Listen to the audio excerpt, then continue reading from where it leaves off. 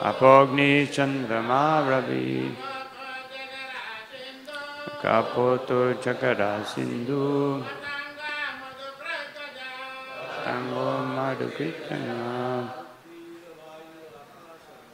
Tivi Vairakasham Apogni Chandrama Ravi Odi Jagara Sindhu Tango Madhukritana Divi Vairakasham Apogni Chandramam Ravi Kapoto Jagara Sindhu Patango Madhukrit Gaja Vaishnavis Divi Vairakasham Apogni Chandrama Ravi Kapoto Jagara Sindhu Dango Madhukrit Gaja Prithivi Vairakasham Apogni Chandrama Ravi Goda Jagara Sindhu Patango Madhukrit Gaja Prithivi Vairakasham Apogni Chandrama Ravi Kapoto Jagara Sindhu Patango Madhukrit Gaja. So now we'll read the next two verses, which are all together here. Those who have electronic apparatuses, books, or whatever means of can read along with me. Madhuha harino mina pingalam gururor baka kumari sharakrit sharpa unanabi supashakrit ete me guravo rajan chaturvimshatirashita shiksha vittibir etesham anavishkam ihatmana. So we'll say the word for word. These are all interesting words. Prithivi, the earth. Vayu, the air. Akasham, the sky. Apa, the water. Agni, the fire. Chandrama, the moon. Ravi, the sun. Kapota, the pigeon. Ajagara, the python. Sindhu, the sea. Patanga, the moth. Madhukrit, the honeybee. Gaja, the elephant. Madhuha, the honey thief. Harina, the deer. Meena, the fish. Pingala, the prostitute named Pingala. Kurara, the kurara bird. Harbaka, the child. Kumari, the young girl. Sharakrit, the arrow maker. Sarpa, the serpent. Urnanabi, the spider. Supeshakrit, the wasp. Ete, these.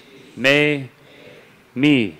Gurava, spiritual masters. Rajan, O king. Chatur Vimshati, 24. Ashvita, taken shelter of. Shiksha, instruction. Brittibi, from the activities. Itisham, of them. Anvashiksham, I have properly learned. Iha, in this life.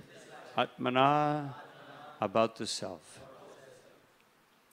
Translation, purport by the servants of Srila Prabhupada.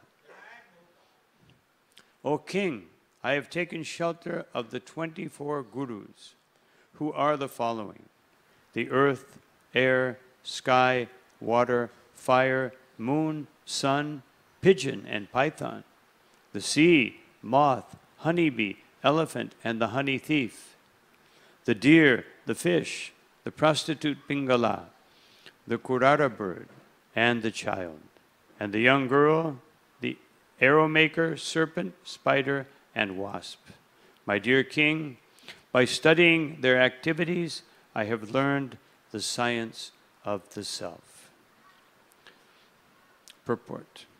The wasp is known as Supeshakrit because it carries the insect that it kills. It causes the insect that it kills to take a beautiful form in the next life. So if you want to be beautiful, you can be killed by a wasp. No. So we'll read the next text. Yato ya nanu shikshami yatava nanu shatmaja tatata purusha vyagra nibodha katayamite. Translation. Please listen, O son of Maharaj Yayati, O tiger among men, as I explain to you what I have learned from each of these gurus. So this is the text we'll mainly be speaking about. Bhutair akramyamanopi dhirodhaiva vashanugai tadbidhanna chalen margad anvashiktam shitir batam. Translation and purport. A sober person, even when harassed by other living beings, should understand that his aggressors are acting helplessly under the control of God, and thus he should never be distracted from progress on his own path. This rule I have learned from the earth. So we can repeat this. A sober person, even when harassed by other living beings, should understand that his aggressors are acting helplessly under the control of God. And thus he should never be distracted from progress on his own path. This rule I have learned from the earth. I think in the newer version, it says acting helplessly under the control of material nature. No. Purport. The earth is the symbol of tolerance. By deep oil drilling, atomic explosions, pollution, and so on, the earth is constantly harassed by demoniac living entities. Sometimes lush forests are cut down by greedy men with commercial interests, and thus a wasteland is created. Sometimes the earth's surface is soaked by the blood of soldiers fighting in savage warfare. Yet despite all these disturbances, the earth continues to provide all the necessities of the living beings. In this way, one may learn the art of tolerance by studying the earth.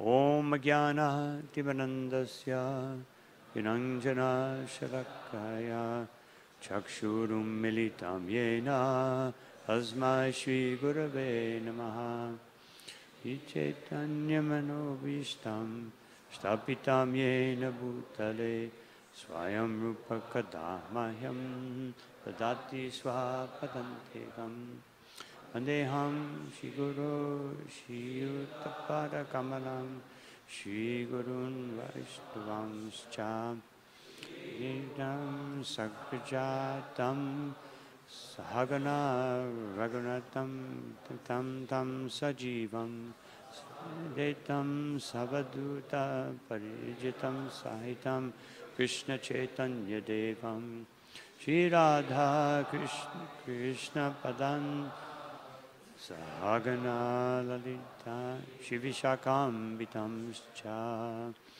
He Krishna Karuna Sindhu Dinabandho Jagatpate Gopesha Gopika Kanta Radha Kanta Namostute Tapta Kanchana Gaurangi Radhe Vrindavaneshwari Vishabhanu Sutadevi Pranamami Hari Priye Panchakalpatarubhyascha Sindubhyevacha Patitanam Pavanebhyo Vaishnavebhyo Namo Namaha Shri Krishna Chaitanya Prabhu Nityananda Shri Advaita Gadadha Shivashari Gaura Bhaktavinda Hare Krishna Krishna Krishna Hare Hare Hare Rama Rama Rama Hare Hare Namo Vishnu Padaya Krishna Prishtaya Bhutale Srimati Bhaktivedanta Swami Iti Namine Namaste Saraswati Deve Gauravani Pracharine Nirvishesha Shunyavadi Pastyatya Deshatarine. So going back to the first verses that we read, these are the first, in the previous verse, he says, learning from the 24 elements. So in different ways, of course, the first ones are part of the 24 elements. That each one of these gurus represents one of the 24 elements. Now that analysis is we won't go into that here, no. But the point is that if we worship the 24 elements, the way we worship the 24 elements is by worshiping Krishna. Because everything is included in Krishna. No. So we don't have to worship, just like Krishna says that there's no need to worship the demigods because whatever they can do, that is included within me. I'm giving them the ability. Dasyante jagya bhavita. That they're dasya. They're servants. Otherwise, when they give you something, they are forced to be servants, but they're actually my servants, and I'm giving it to you. That I am the supplier of everything. So, actually, everything is included in worshiping Krishna. But we have to use our intelligence to see Krishna everywhere. By seeing how Krishna is manifest. Krishna is the strength of the strong, the intelligence of the intelligent, the ability in man. So when we see someone who is very accomplished, we see here is Krishna's potency. That's why in the 7th chapter and later in the 10th chapter of Bhagavad Gita, Krishna takes the time to explain his Vibhuti incarnation. He incarnates in each one of us in different ways, giving us intelligence, giving us abilities, giving us strength. So we should never think that these things are mine. First of all, of course, someone can lift weights to become strong or do exercise. I see the devotees out here in the evening doing their yoga. But that's for health. But we can do all kinds of things to become strong. But the ability, the possibility to become strong, having a body that can become stronger, that depends on Krishna. And the exercise, the intelligence to have to do the exercise to become stronger also comes from Krishna. So there's nothing ultimately that's not coming from Krishna. So this is the essence. Of course, now we'll go into a deep analysis throughout this chapter and the next chapter, so that one can understand how one can see anything you see. You can relate it to Krishna. Just like there's one story, a devotee. This is a true story, although It's pretty amazing. This one young devotee, he joined the temple. He was 16 years old in San Diego, California. And he became very enthusiastic, so much so he didn't want to study. He just wanted to read Prabhupada's books. So his parents were a little concerned. They expressed their concern, the temple, so the temple devotee said, Prabhu, you have to do your study. He couldn't do it. He was so engrossed in Srila Prabhupada's books. I had a couple cases like that, and I told the parents, just, let him get over his initial enthusiasm. Unfortunately, it never happened. And so then they became angry, but at least it pacified them for some time. But in many cases, we do see that someone has some initial enthusiasm, and I tell the parents or concerned parties, just let them feel the feeling so wonderful, they're discovering something. And then later they can take up their studies. It'll be easier to convince them later on. So this boy, but nobody could convince him. So his father became very disturbed. And his father became inimical to the devotees. And then, so finally, he was so disturbed that he took his son to an insane asylum, and committed him. He said, the doctor, he's become brainwashed. He's lost his intelligence. He's overwhelmed by this fanaticism. And he's gone crazy. Doctor said, okay. So he took him in. So he said, the boy, so later on we'll have our interview.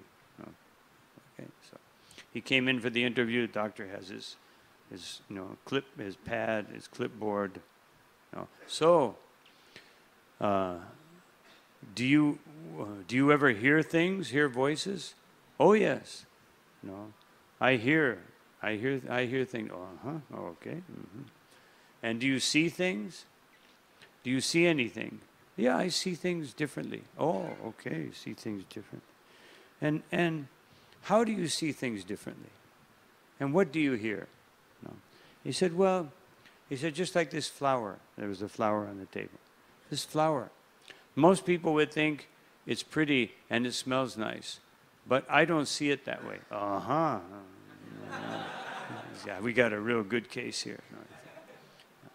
He said, actually, when I look at the flower, I think that this beauty and this artistic creation must have an origin.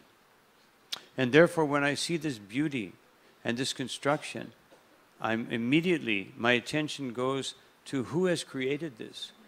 Just like if we see a work of art, we think about the artist. So when I see this flower, I don't see a flower. I see the Supreme Person who has created this flower. Doctor, where did you hear this? This is interesting. And what do you hear? Well, when I hear something, I hear the sound vibration that comes from the Supreme being echoed through all living beings. Doctor, where do you get this knowledge? I said, well, my Bhagavad Gita, I have it right here. So he pulled out his Bhagavad Gita. He started reading. And they sat there for 2 hours. And the doctor was amazed. And finally the nurse came and said, there's more patients waiting. Oh, okay, well, we have to stop. And he said, so, actually, I think I'm going to call your father. You can go home. So he called the father. The father came and he said, well, you're an amazing doctor. You cured him so quickly. And he said, this boy is the most intelligent person I've ever met. He's the sanest person I've ever heard of. There's nothing wrong with him. And the father said, what? He started hyperventilating, and he started screaming. And so they committed the father. And the boy went home. So this is seeing, we see things, Krishna consciously. Then everything becomes very wonderful. So this is the first verse. Then we read this verse, that the Avadhuta Brahman now begins to explain. And the first guru is the earth. Now the earth is very tolerant, so tolerant that the earth herself says there's only one thing I cannot tolerate. No. Who knows from the congregation, not the devotees? What is that one thing that the earth cannot tolerate? Someone who does not tell the truth. No. Actually, Srila Prabhupada said, well, the Bhagavatam says, that it's explaining about, that Kali is beating the cow and the bull and has destroyed 3 legs. And the only leg that's partially still there is truth. No. So, and Srila Prabhupada explains that when truth is not there, then society becomes totally animalistic. Because there's still some degree of truth. People have some, of course that's going away quickly. So much lying, so much cheating. But when there's some degree of truth, then there's some hope that people can understand. Later on in Kali Yuga, there'll be no truth. No. And therefore, there'll be no ability to understand anything. So, the earth is very tolerant. We see here some examples. Oil drilling. Srila Prabhupada, of course, says in the 3rd canto of the Bhagavatam that Hiranyaksha was the first one to start the big gold rush. There have been many gold rushes around the world. Here in India was the first one. Ravana. Actually, Srila Prabhupada said that he came to Brazil. There was a lot of gold in Brazil. So when he ran out of gold in Lanka, India, then he drilled a tunnel to Brazil, and he came and got gold. Actually, there's a mountain in Rio de Janeiro, and it has 2 big holes. They look like 2 eyes. Looks like a demon, actually. But they've gone into that. They've never found the bottom. People have gone down, and they never come up. So people stopped going down because they didn't come up. But they've never found. They put ropes, cables, rocks. They can't hear anything. They lights. They can't see the bottom. So the devotees think this must be Ravana's, cave where he came out. Looks like Ravana. So it's only one head. But so the first gold rush. But the first one, even before that, was universal, Hiranyaksha.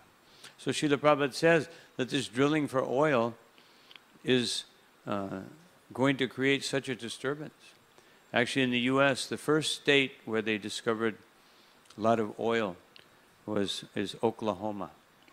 And they have, when you go to Oklahoma, if you go, then there's oil well everywhere. They never see, there's no end. Anywhere you go, you see oil. Even in the city, you go to the airport, there's oil. But actually, just in the last 20 years, they've had, I think 2 or 3 years ago, they had 350 earth tremors, and the ground falling in. So you can see, well, keep taking the oil out, and the oil, there'll be great problems. And Prabhupada said that the earth can go out of its orbit again, and who knows if it's just from so many sinful activities, maybe Varahadev won't come to the rescue. We'll just be flying off into space. Hopefully we'll all be back home, back to Godhead when that happens. Because it won't be very comfortable. So, pollution. Nowadays, if you want pure water, you have to buy it in a bottle. And even then it's not pure because the plastic contaminates it. So there's no pure water. There's no pure air, especially in Mumbai, or Delhi, or New York, Sometimes you can go in the countryside. But even nowadays they have big clouds, especially over India and China. These big brown clouds that cover sometimes the whole country. And pollution, everything's polluted. And the worst pollution is the pollution of the brain, brain pollution. People are polluted by so many sinful, materialistic ideas. Actually, Srila Prabhupada, 1975, there was a big court case in New York City. The Supreme Court, because we were being accused of brainwashing. So everyone, the leaders wrote to Prabhupada, what do we do? Well, Prabhupada said, we will discuss in Mayapur. So then everybody came, all the leaders, and Prabhupada said, so now call all the leaders, we will discuss. Oh, everybody came, all the leaders. Of course, Prabhupada's room in Mayapur was very small. So as many leaders, GBCs, they were inside, few temple presidents hanging in through the windows, And then Prabhupada, very peacefully, he picked up a pencil and he looked at it like this. Everybody's waiting for the revelation. And Prabhupada says, so? They say we are washing the brain? Yes, Prabhupada. What is the problem? If the brain is dirty, it must be washed. And then Prabhupada looked at his pencil, a little bit more pen. It was a pen. And he said, but in any case, there is no problem. Because they have no brain. So, no problem. And then Prabhupada said, Hare Krishna. That was the solution. And devotees went away enthusiastic and they won the case. Actually, it was interesting because for the case, the judge said, do you have any evidence? And so devotees said yes, and they brought a whole set of Bhagavatam. And the judge said, we will take up this case again in 1 month. I have to read the evidence. So he read the whole Bhagavatam. And then he came back, and he's just very quickly, he said, case dismissed. He said, this is fully bona fide authorized religion. Finished by the mercy of the Bhagavatam. So, pollution, demoniac living entities. We are being led by demoniac. Manda sumanda matayo. Manda, people are materially lazy, and manda mateo means that those who lead them are even more materialistic. So, forests are cut down by for commercial interests. Srila Prabhupada says in the, well, actually it's not Prabhupada's purports, but one purport that, well, actually Prabhupada did say in one purport that they're cutting down so many trees, for useless things, useless paper mills, and creating so much rubbish literature. And so this is, I've seen this actually in Latin America, where I spend most of my time. They cut down huge forests for what? For grazing cattle. And what do they do with the cattle? We don't want to mention. Just cutting down all these trees. First sinful activity, cut down the trees. Then they put the cattle. And of course, many of these breeds of cattle, you can't even call them cows. They don't look like cows. They have little small eyes, like they're combined with buffalo and other animals. So they don't look like cows with big eyes, they're little small eyes. But still, so merciless, killing so many animals. One sin after another sin. And wasteland. I saw this in Panama. Panama is like probably one of the most tropical countries in the world. It has the thickest jungle in the world. So there was one part that was covered with trees when I first went there. And then they cut down the trees for the cattle and turned into a desert. So they're foolish, so foolish. Also Spain. Spain 500-600 years ago used to be covered by forest. But then they cut down all the trees and now it's very dry. Used to be very rainy, lush forest. So the earth's surface is soaked with the blood of soldiers. So, of course, in Kurukshetra that became very auspicious because Krishna was there.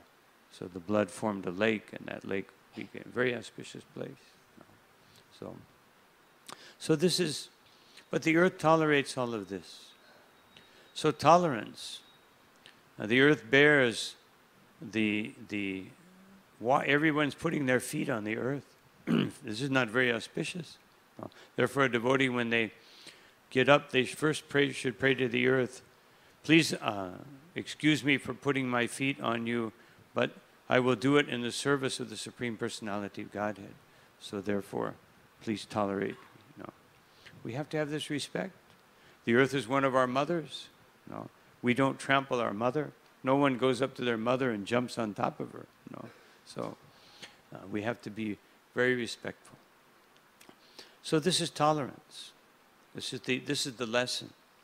So tolerance is a very, very important quality. Actually, because without tolerance, there cannot be Krishna consciousness.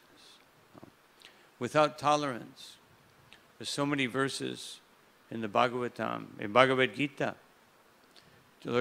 First of all, Lord Chaitanya Mahaprabhu in Shikshastikam, which is said to be the garland. Shri Krishnadas Kaviraj Goswami says, this verse, Trinadapi Sunichena Tororiva Sishnuna Manina Manidina Kirtaniya Sada Hari. This verse is the garland that everyone should wear constantly. So tolerance, Krishna says two things, humility and tolerance. Because by humility and tolerance, we can have respect and be free from the desire for self-aggrandizement. So these two things are also the first two things that Krishna teaches Arjuna in Bhagavad Gita. That the first thing he teaches is humility. That, what is that verse? I can't think of it right now.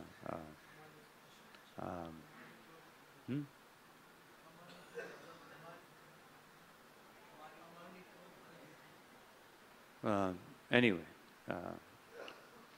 yeah. So he says, Nanushachanti Pandita, that a wise person, Ashocha Anvashochastvam, Pragavedam Jabashase, Gatasum Agatasumcha, Anushachanti Pandita. A wise person doesn't lament. And therefore, Srila Prabhupada says, indirectly and almost directly, he's calling Arjuna a fool. So Srila Prabhupada said that before the spiritual master, one should consider oneself a fool. When Prabhupada gave sannyas to Hridayananda Maharaj and Satsarup Maharaj in 1972, he said, now everyone will call you Maharaj, but you must remember that I am the greatest fool. So this is the first lesson that Krishna gives Arjuna, first direct teaching. You're a fool. First thing you understand, this is humility. Understand, before the Supreme Personality of Godhead, just like Sanatana Goswami, when he approached Sri Chaitanya Mahaprabhu for instruction, he said, everyone calls me intelligent. I know all these languages. I have so much knowledge. I've been engaged as the chief minister. But I don't know who I am. I don't know why I'm suffering. I don't know the purpose of this life. So therefore, I'm a fool. Until we ask these questions, until we have this mentality, not just superficially, but we have to have the mentality that I am a servant of the Supreme Personality of Godhead. Krishnera Nityadas. And then we can progress. And then the next thing he says, Tam Titikshasva Bharata. You have to tolerate. Even just normal existence. Existence forces us to tolerate. Shitoshna Sukha Dukkataha. Heat, cold, happiness, distress. All these things that we come in contact with. We're forced to tolerate. But being forced to tolerate is not first class. We have to learn to voluntarily tolerate. So tolerance is so important that Kapila Dev says, Tatiksha va karunika, that Suridam sarva dehinam. In Bhagavad Gita, Krishna says, Suridam sarva bhutanam. But Kapila Dev says that Krishna says, I am the friend of all living entities.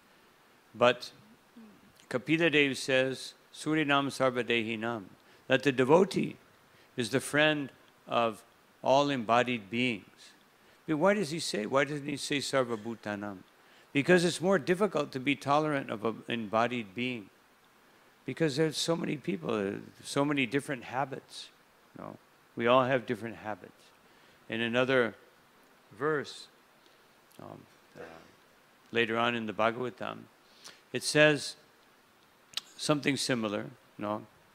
That titikshaya karunaya, that one must be tolerant and one must be merciful.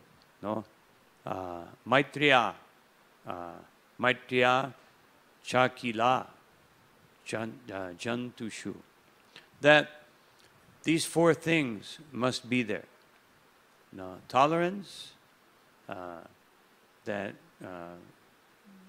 compassion, friendship, and equality.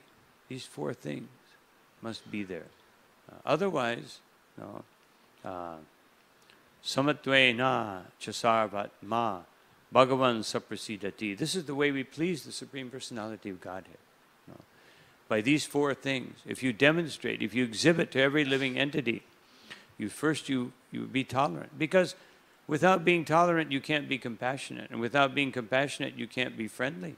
No. You can't be the friend of everyone unless you have real compassion. And you can't have compassion unless you're tolerant. No? Because it's very difficult. No? So many living entities are annoying. No? They're very annoying. No? And you have to tolerate that. And why do we tolerate it? Because they are parts and parcels of Krishna. No? So tolerance also comes from knowledge. No? We have to have real knowledge. Knowledge that everything is part and parcel of Krishna. No? And then, by these things, samattvena chasarvatma, the Paramatma within the heart will see our equanimity, how we see everyone equally. And then he will be pleased. Bhagavan samprasidati. He will be very pleased with all of us. So this quality of tolerance, it's always mentioned first. Very important quality. Such an important quality, no? Because there are different types of tolerance, and I'm going to give some examples of different types of tolerance. No? First, there's, just like there are three types of miseries. No? Adhyatmika, adhibhaudika, adhidhaivika. No? So, the first type of tolerance is adhyautika, that we tolerate things coming from our senses, our mind, our bodies, no? And Rupa Goswami has concentrated on this. If you just learn this type of tolerance, no? This type of tolerance. So he begins his Upadeshamrita, no? That Vachuvegam, Manasakroda Vegam. You have to learn to tolerate the desire to speak. No, people would like to talk all the time. In the beginning of the Bhagavatam, Srila Prabhupada says, no, that everyone is talking, but they're not talking about the Supreme Personality of Godhead. The birds are talking, the politicians are talking, everybody's talking. Just like I'm flying, and sometimes I see people, they talk from the beginning of the flight to the end. Even sometimes going from India to the US, which is 15 hours, I see people talk 15 hours.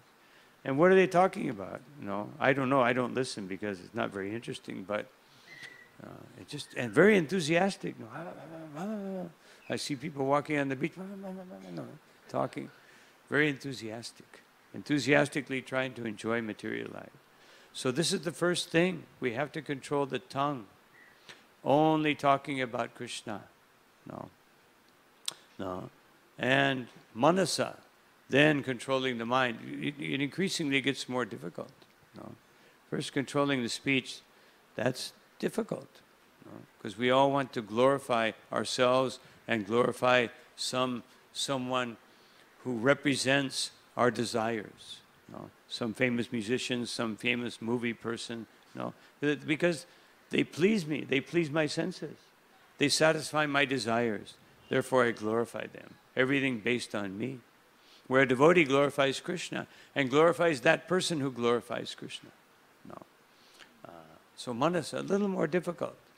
And krodha vegam, more difficult, controlling anger. No. Even Vishwamitra Muni could not control anger. No. Such a great sage. Durvasa Muni, he couldn't control his anger. No. Why? And why is it so difficult? Why is tolerating anger so difficult? Because we're envious. Srila Prabhupada explained, externally speaking, Durvasa Muni was upset because Ambarish Maharaj had broken the fast before him. But Prabhupada said the real reason was that he saw, why are people glorifying this king, this ordinary king? I'm a great sage. Why are they not? They're glorifying him more than they're glorifying me. And therefore, I will insult him. No. And that was the real reason. Envy. No. So when there's envy, there's lack of tolerance. There's lack of good qualities. No. And everything goes down. Envy, Srila Prabhupada said, envy is what brings us into this material world. No. Envy is what keeps us in the material world. We're envious of Krishna, and then progressively we become envious of everyone. Once you're envious of Krishna, then you will be envious of everyone, because everyone is part and parcel of Krishna. And to not be envious of Krishna, then we have to stop being envious of everyone. And we have to put it in reverse order. Now I have to stop being envious of other living beings. So, Krodha Begam, Jiva Begam, controlling the desire to eat, to please the tongue, satisfying the tongue. Sevanamukhi jiva do. The best way to do it is by glorifying Krishna. Udarapasta begam, satisfying the stomach, satisfying the genitals. If we can do these things, it all has to do with that oneself, adhyatmika. But if you can do this, etan began, yo vishaheta dhira. If one can be very sober and tolerate these things, then sabam api mam pitivim sashishat. One can make disciples all over the world just by tolerating one's own self. What to speak of tolerating others? Of course, Rupa Goswami, this instruction actually comes from Lord Chaitanya Mahaprabhu. When Rupa Goswami, Chaitanya Mahaprabhu, when he was getting ready to leave this world, he called for Rupa Goswami and Sanatana Goswami. They came to Jagannath Puri. And so he spoke to Rupa Goswami. He said, I want to give you some instructions for all living beings. And he spoke the Upadeshamrita. And Rupa Goswami memorized it. He is Shrutidar. He didn't have to write it down like us. He memorized it. He didn't, of course, now we have the electronic memories. We can go to the internet and we can get information. But that's not realization. We can get so much information. Just like Srila Prabhupada said about the U.S. He said they are simply overeducated Shudras. Have a lot of information, but no realization. Shudra. And they're even more dangerous. More dangerous. The most dangerous thing is an active fool. A passive fool, he's ignorant, but he doesn't think he's so intelligent. A passive fool, he doesn't consider himself, but an active fool considers himself intelligent and then disturbs everyone.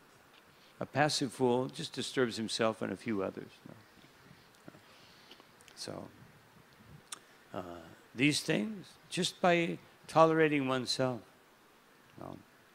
And this type of tolerance, this is one type of tolerance.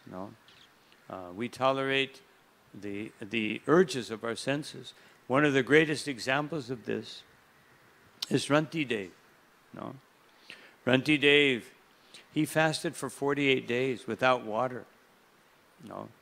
Usually even devotees, like, they have to fast till midday. It's like a lot of anxiety, fasting to midday. What to speak, 48 days without water.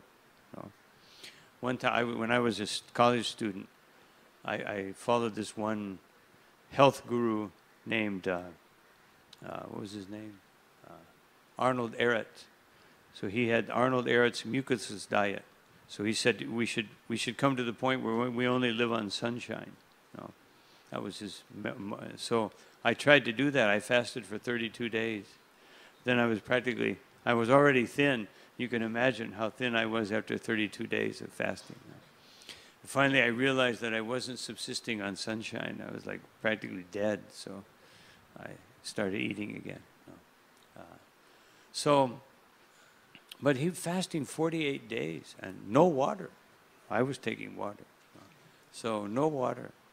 And then just getting ready, there was, you know, he was a king, so they brought him a nice feast.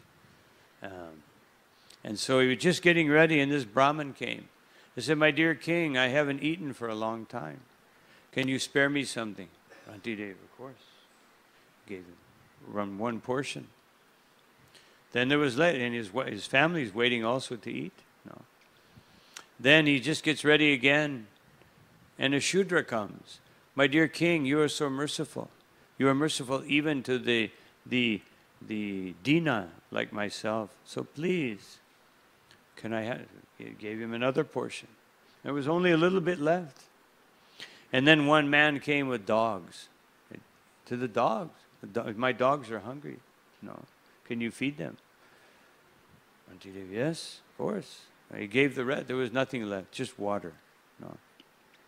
You can imagine how much anxiety his family members were in at that time. And he wasn't in anxiety at all. And then he was just getting ready to drink the water, and a Chandala came and said, "My dear king, I have thirst. And I know I'm very low born, but please, can you give me?" So Rantidev thought, "Now I will die, but I will happily give this water." And he gave the water. And then he said that actually I don't aspire for the 8 yogic perfections. I don't aspire for release from the cycle of birth and death. My only aspiration is that I can live among all these living entities. If I can live among them, and actually I can take away their distress. I want to suffer for them. I will take away their distress. This is my desire. And of course at that point Brahma, Indra, demigod said, "That was us. No, we were testing you, and you have passed the test." So he tolerated all these urges. You can imagine how many urges were coming after so many 48 days. We tolerate these things. And how do we tolerate it? Because Krishna. As Bhagavad Gita says, just like the ocean. The ocean, so many rivers are flowing into the ocean, but the ocean stays the same. And in that same way, so many desires may flow into the mind of a devotee. But if a devotee, his consciousness is expanded by being Krishna conscious, being conscious of everything by being Krishna conscious, then the desires don't disturb him. So this is tolerance. Now tolerating others. Tolerating others is more difficult. And just like Parikshit Maharaj. Parikshit Maharaj, he was cursed by a Brahman's boy. He made a little mistake with Samikya Rishi, because he was hungry. And he put this snake garland around. He wasn't offered anything to eat, anything to drink. And Samikya Rishi, he didn't even think about it. He was meditating. And then Parikshit Maharaj thought, why did I do this? This must be the Supreme Lord. Otherwise I would have never done that. I would have never treated a king like this. There must be some purpose. And then he was cursed. He was cursed by Shringi. And then Samikya Rishi came out of his trance, and he was thinking, oh no, my son, my foolish son, has cursed the pure devotee. Parikshit Maharaj was such a pure devotee that just before he was born, everyone was concerned. He was the last hope of the Yadu dynasty, the last hope. And so they asked the astrologers, is he a great personality? He is not a Mahabhagavat. He's not. No, he is Mahabhagavat Mahan. He is a Mahabhagavat. No worries. So he was such a great. So Samikya Rishi was thinking, I hope that I'm hoping, I'm praying that Parikshit Maharaj will curse my son. Why was he saying that? You would think, why would he want to curse my son? No. Because he's thinking, if he doesn't curse my son, then the Lord, when someone curses his devotee, there will be no mercy for him. No. So therefore, the best thing he can get cursed. But, no. Then he said a very beautiful verse. No. Tiraskritya vipralabdha. That, unfortunately for me and for my son especially, no, that devotees are tirakshita, even if they're defamed or blasphemed, no, vipralabdha, even if they're cheated, no, shapta, kshipta, hata api, or if they are neglected, or if they are cursed, or even if they're killed, no, nasya tat patikurvanti, they never counteract it. No, they never. They're so tolerant. No, that tad bhakta prabhavopihi. Oh, my Lord, your devotees are so tolerant. The power of their tolerance is inconceivable. So he was thinking. But in any case, because this was the Lord's plan, Shringi was not really punished in one sense, but he became, his curse was actually arranged by the Lord to become the downfall of the Brahminical society in Kali Yuga. From Shringi, it went downhill. And now we have Brahma Bandhus at best. Best. I mean, from descendants, not from devotees. They're reviving Brahminical culture. So this was tolerating others. Ambarish Maharaj tolerated Durvasa Muni. Haridas Thakur tolerated the Muslim king. And the Nawab and the Qazi. Actually, the Nawab was a little sympathetic. He said, this Qazi, he's very fanatical, fanatical Muslim. So you better accept my proposition. He said, no. And the king put him in jail, and he preached everyone, made everyone a devotee. Then the Qazi was even more disturbed, said, bring him here. And he said, you tell him, he didn't even want to speak to it. He said to the Nawab, you tell him that if he doesn't take up his religion, he will be persecuted to death. And then now, of course, Haridas heard that. And he said, my dear king, you can cut my body to pieces, but I will never stop chanting the holy name. And the Nawab was very worried. But the Qazi said, then, if he has no fear of death, whip him in 22 marketplaces. And so he was whipped and whipped and whipped until the 22nd marketplace. Then the men who were whipping him, they said, please, Haridas, we can see that you are the greatest person, that you are a great soul, but could you please die? No. Because if you don't die, we will be killed. And Haridas smiled. They were amazed, he's smiling. And he said, oh, I don't want to disturb you in any way. And he went into samadhi and stopped breathing. And so then the Qazi said, then the Nawab said, now you can bury him. No, the Qazi, don't bury him. He doesn't deserve it. Only pious people were buried. These Hindus, throw him in his so-called holy river. They couldn't pick him up. No, the executors tried to pick him up. The 10 men tried to pick him up. They couldn't move him. And then, when they all let go, by his own will, he just rolled into the Ganga. He floated downstream. He got out, and the Brahmins, they saw him. They had heard what happened. They said, Haridas, you're alive. You're well. But these people, they should be condemned. How could they do this to you? He said, no. No, I am the one that is condemned. I was hearing blasphemy against the Supreme Lord, and I didn't die immediately. I should have died immediately. So actually what I got was very little punishment. It should have been so much greater. But then Haridas said, they don't let them go. But of course Krishna didn't think that way. The Nawab, his whole family became sick. The Qazi died, and his family members all died. Because they tortured Haridas Thakur. But Haridas was tolerant. He didn't want them to suffer. This is the devotee's tolerance. And one of the most tolerant persons, he's right here in this room. Anyone know who he is? Well, there's Prabhupada. I'll speak about Prabhupada. There's even a more tolerant person right here in this room. Who is that? Krishna, in the form of Paramatma. How much does Paramatma tolerate?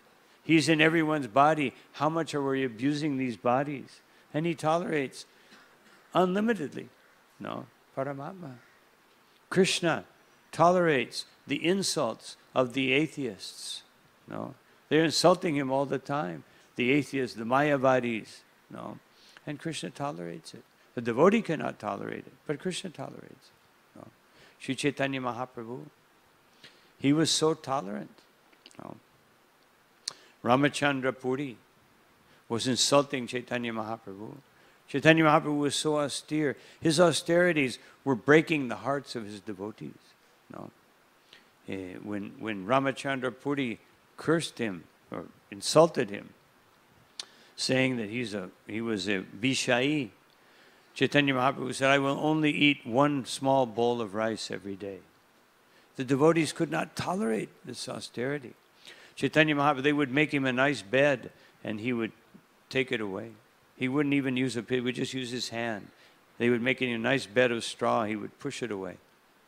Devotees were, he was doing all this just to show us that a devotee is dedicated to devotional service, so much so that he doesn't care for his own personal comfort. Of course, as long as we're conditioned, then we can accept some degree of comfort. Because we're conditioned. So because we're conditioned, we need some facility to perform our service. And even if you're a pure devotee, like Srila Prabhupada, he had to have quiet when he was translating. One devotee friend of mine, when Prabhupada was in London, he came from the US, and so he thought one day, we went by Prabhupada's window. He said, he was thinking, I'm going to chant my round, then Prabhupada will see how nicely I'm chanting my rounds. So he was chanting, Hare Krishna, Hare Krishna. Prabhupada opened the window. He was waiting. He said, there is so much place to chant. Why don't you walk over there? You can chant. I'm disturbing Prabhupada. So Prabhupada needed his quiet. Also, Prabhupada, one of the things he could not tolerate was a door slamming. Whenever a door would slam, Prabhupada would say, who has left that door? Unfastened. So Prabhupada also didn't like so much dogs barking.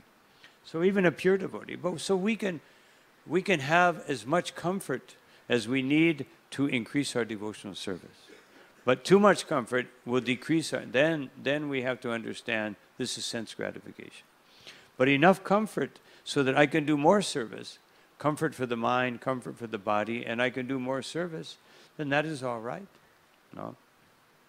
Even Bhakti Siddhanta Saraswati Thakur, he brought some architects, when he was building the temple from England. And then the devotees came in, Prabhupada, they said, they want to eat meat. Everybody said, then give them meat. They're doing service. Otherwise, if you don't give them meat, they'll go away. They're meat eaters. So give them, because this will make them do service. Of course, we don't recommend that. But so this is tolerance. So we can tolerate others, and to tolerate the onslaught of material nature. Markandeya Rishi, he wanted to know how is the Lord's Maya. So because he was cursed when he was a young boy that he would only live for 10 years, his father was very concerned, and he took him to Lord Brahma, and he said, my son will only live for 10 years. And Brahma said, no, no, he will live for 7 days, but 7 of my days. No. He will have a long life. No. And Markandeya Rishi, so, because he had requested, I want to understand the Lord's Maya. So he had 7 days of Brahma. And on the first time, he was swept up by the waves of devastation. He was suffering like anything. He was in the ocean, and alligators were biting him, and sharks were biting him, but he wouldn't die. No. And he was being thrown, tossed by the waves, and then finally, he saw Krishna floating on a leaf. He went inside of Krishna's body, in his nostril, and he saw all beauty and all creation. Then he went out, and he was in the devastation again. No. And then, again, for the devastation so long, 1,000 years. And then all of a sudden, he was in his cottage, chanting mantras. And so he understood this is the illusion of the Supreme Personality of Godhead. But the greatest, most difficult thing to tolerate, sometimes for one who is not, when we're not thinking clearly, when Maya is touching us, is to tolerate the tests, the trials that Krishna gives us. No. This was shown by Sri Narad Muni. Narada Muni one time, he was with the Lord, and he said, my dear Lord, your Maya is so incredible. I'm seeing how the living entities are so bewildered. Please, my Lord, I want to experience your Maya. And Krishna said, no, no, you don't want to experience it. You're preaching to the living entities. No, you're glorifying me with so many. You don't want to. Yes, my Lord, I want to understand your Maya better. I've never felt Maya. I don't know what it's like. And Krishna said, okay. No. So he turned, all of a sudden, Narada Muni, he turned into a Brahmin. He took a Brahmin's body. Krishna took a Brahmin's body. They began to tour throughout the universe. And they came upon one Vaishya. And this Vaishya was very pious. He would use his money for serving the Lord. So Krishna, in the form of a Brahma, of course, he didn't understand it was Krishna. He said, so I bless you, you will have so much wealth. Thank you. Now I can use it in the service of the Lord. Then they came to a Brahmin. And Krishna, in the form of a Brahmin, he said, I curse you that you will lose all your wealth. Narada Muni was bewildered. He said, well, my Lord, why did you do that? No. He could understand that he was Krishna. Because he said, first you blessed one man with wealth, and then you're telling another man to take away his wealth. This is not fair. And he said, no, no, no. The first one, he's a Vaishya. He should have wealth, and he's using it properly. The second man, he's a Brahmin. He should be chanting mantras, but he's farming, and he's making money. So therefore, for his own benefit, I took away his wealth. No. Narada Muni's understanding. And he said, my dear Lord, I see how you're so wonderful, how your mercy is equally distributed to everyone. So Krishna's thinking, he's not understanding my Maya. He's not understanding Maya. No. So he said, now he took Narada Muni to a lake, a beautiful lake. And he said, so here we will rest. First you go in the lake, and I will follow. So Narada Muni went into the lake to do his ablutions. And when he came out, there was no lake. He was in the ocean. And he looked at himself. And he was no longer Narada Muni, he was a woman. No? And of course he didn't know how to swim as a woman. So he was, and then he caught onto a piece of wood. She caught onto a piece of wood. And screaming, help me, help me, help me. And this king, he was on the shore. They said, who is that? A woman in distress. He sent his boat and rescued her. He said, oh, my beautiful lady, you are the most beautiful woman I've ever seen. No? Who is your family? Where have you come from? She thought, I don't know. Oh, he must have shipwrecked. She must have lost her memory. She doesn't remember her family. Let me take you home and feed you. He took her. Do you remember it? No, I don't remember anything. No. But you were so beautiful. And he proposed to her. So they got married. No. And after getting married, they lived very happily. Beautiful palace. She was so happy. Oh, so many wonderful facilities. And then, after so many years, she had 50 children. No. And she was so attached to her children. So she said to the father, give them wealth. No, no, no. I will give them all my kingdom. I will divide it up. So he divided up the kingdom between the 50 children and got them all married. But, you know, he didn't divide it equally. He divided it as best he could. So then the wives of the children started saying, look, your brother has more property than you. She said, no, no. But after a while, all the wives were saying like this, he has more than you. He has more wealth than you. No. And all the brothers started becoming envious of one another. And they had a great war, and they all died. No. And she was so, Naradi was so distressed. No, how could this happen? No. And even in the kingdom, there were many temples of Krishna, but she never went to the temple. She was so busy with her children, her palace. No. She said, this Krishna is so cruel. Look what he did. We are old. Why didn't he take us? But he took my children. He has no mercy. No. How can he be so foolish to do this? I cannot worship this Krishna. So Krishna came in the form of a Brahmin. And of course, she didn't realize who he was. And he started preaching to her that everyone has their own destiny. No? And everyone must suffer or enjoy according to their destiny. No? So she said, she became pacified. She said, then just tell Krishna to take my life. I cannot bear this suffering. And the Brahmin said, just go do your ablutions and I will teach you how to worship Krishna. Go into that lake. So she went into the lake, and when she came out of the lake, she saw Krishna standing on the bank and said, Krishna, what are you doing here? And he looked at himself. He was Narada Muni. He said, oh, did you have some bad dream? Did you have some bad experience?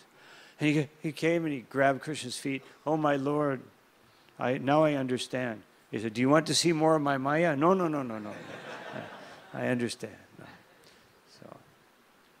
So even sometimes when I spoke a little bit the other day about Prahlad Maharaj and the Python sadhu. So when he asked that Python sadhu, he said, how do you tolerate all these things? And he said that because it's not my business to glorify anyone or to criticize anyone. No. I do not blaspheme anyone. I don't criticize anyone. Because there are so many different varieties of living entities. No. But they are all under the control, just like this verse says. They are all under the control of the Supreme Personality of Godhead. Even aggressors. Arjuna. No. That ayatayina, there were so many aggressors. Prabhupada says there are 6 types of aggressors. And Arjuna had all 6 of them. No? They tried to poison them. They tried to burn their house, and they tried to burn them. No? They attacked them with weapons. No? In the battlefield, when Arjuna was thinking like this, they were with weapons ready to attack. No? They plundered his property. They took away his riches. And they kidnapped his wife. All 6 types of aggressors in one. And still Arjuna was so, as a Vaishnava, he was tolerant. Of course, Krishna didn't want him to be tolerant, so he took it. No. But actually, this was the Vaishnava. All 6 types of aggressors, and Arjuna was tolerant. No. So these are examples. There's so many examples of, in Bhagavatam, so many examples of tolerance. No. Teaching us this most important, virtuous quality that will allow us to see that everything is the mercy of Krishna. No. Because why do we tolerate? Because a devotee understands that I have created my destiny. This is the source of this knowledge. This very basic point is you just have to always remember, nothing is happening to me without being caused by me. As Srila Prabhupada said to one devotee, he was very agitated. Prabhupada said, don't become disturbed by the instrument of your karma. No. So we should not be disturbed by there's so many instruments. Some people are expert at helping us develop tolerance, and humility. They're actually Bhagavats in the teaching of tolerance. No. Some people are empowered by Krishna. But we must accept their mercy. No. Of course, we don't tolerate someone interfering with our service. And we don't tolerate someone blaspheming Krishna. And we don't tolerate people blaspheming the devotees. But if someone does something against us, of course, if they attack our body, we should defend the body. But only if we understand that this body is Krishna's property. Then I'm doing it for Krishna. If I'm protecting it because I don't want to suffer, then again, that's lack of tolerance. But if I protect it because this is Krishna's property, I have to protect it, then it's very justified. So tolerance is a very, very subtle, this art of tolerance is a very subtle science.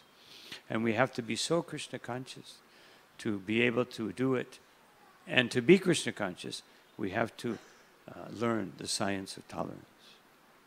So anyway, I was going to say something about this prayer, but I've run out of time. So can I say this? Just one thing about this Sachi Sutastakam. Hari Bhakti Param Hari Namadaram. No, I'm sorry. Satatam Janatha Bhavatapaharam Paramartha Parayana Lokadgatim. Sri Chaitanya Mahaprabhu has accepted the burden of teaching everyone and tappaharim, taking away their suffering and giving them the greatest benefit and the greatest goal of life. So this is the tolerance of the Supreme Personality of Godhead, taking the burden of taking away our suffering. Now, Ranti Dev, Vasudev Datta, he was willing to suffer. You can just imagine, what would it be like to take on the suffering of every living entity in the universe? That I will take as many births to suffer all the reactions of all the living entities in the universe. How many? You can't even count. You could extend that number around the earth unlimited times, and you wouldn't come to an end. How many births he would? And he was willing to do it. And Srila Prabhupada said he wasn't just saying it. No, we might say something. Oh, I am your servant. You are so wonderful. We may say that, but we may not mean it. Oh, Prabhu, but he may not be Prabhu. Bring me this. No. One time Prabhupada wrote a letter. He said, we call everyone Prabhu. No. That means we're servant, not that we tell Prabhu what to do. No. So this is a very, very great gift of Sri Chaitanya Mahaprabhu. This verse of the Shikshastikam, that we should be tolerant, humble, respectful, and not desire anything for my personal gain or well-being. Then we can practice Krishna consciousness properly. So I'll stop here. Any question? Any comment?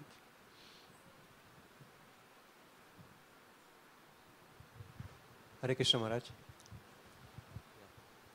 Hare Krishna. Yeah. In the field of nuclear science or quantum physics, the mind is almost all the time focused on the nuclei of the atom just to stay on top of that field.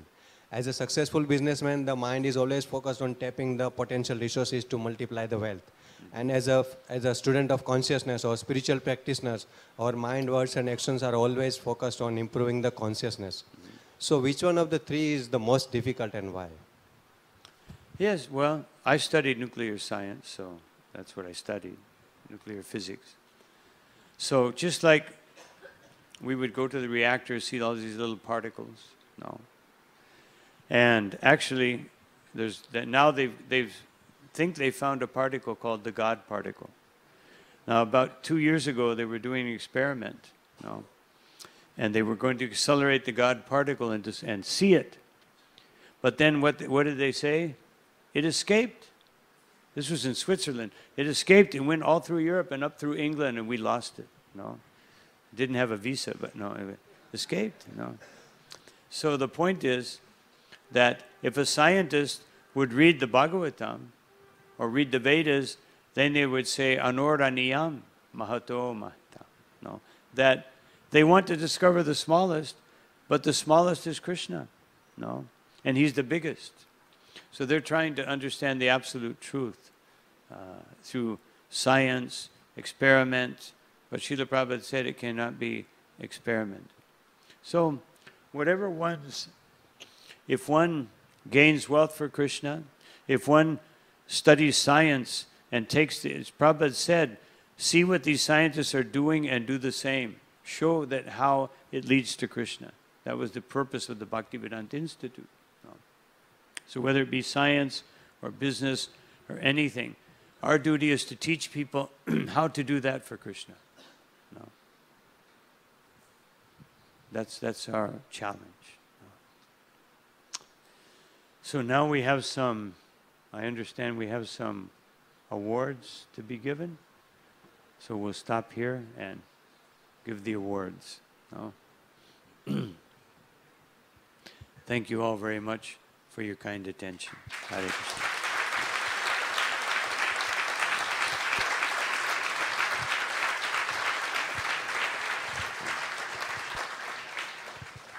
Thank you, Maharaj, for your deep, insightful, full of realizations class.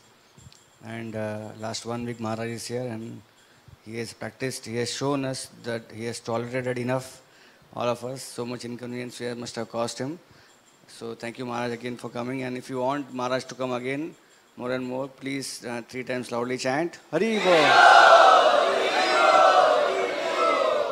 Thank you so much, Maharaj. So now I will pass the mic to Radhika Vallabh Prabhu for some important announcement. Hare Krishna. So on behalf of Bhaktivedanta Academy for Culture and Education, we want to award the Bhakti Shastri certificates of the Hindi Bhakti Shastri course, which we conducted from 2015 to 2017. So it's our great fortune that His Holiness Guru Prasad Swami Maharaj has agreed to give the certificates to the candidates. So I would read out the names of the devotees one by one, so devotees can come forward and collect the certificates and a small gift of appreciation from Maharaj.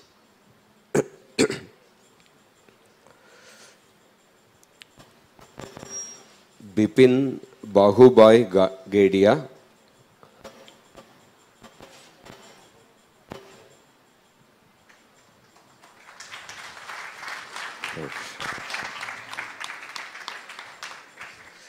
Vijendra Kumar Gautam, Dayananda Nalwade,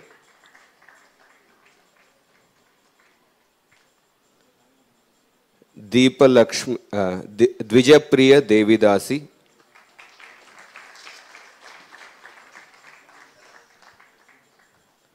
Gavandar Ravichandran,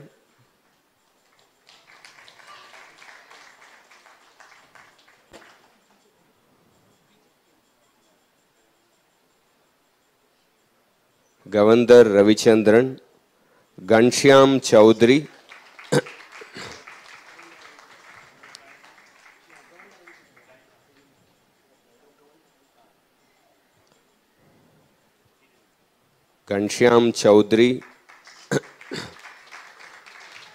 Gopal Puri Prabhu, Gyan Sagar Prabhu,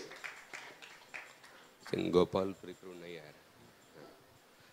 Gyan Sagar Prabhu, Harsha Naran Badraka, Harshan Aran Badraka.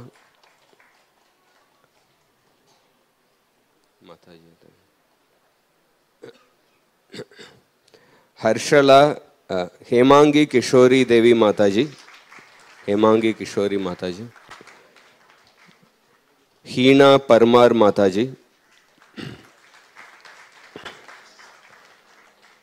Inderjeet Prajapati Prabhu. Madhuri Jayant Makwana Prabhu.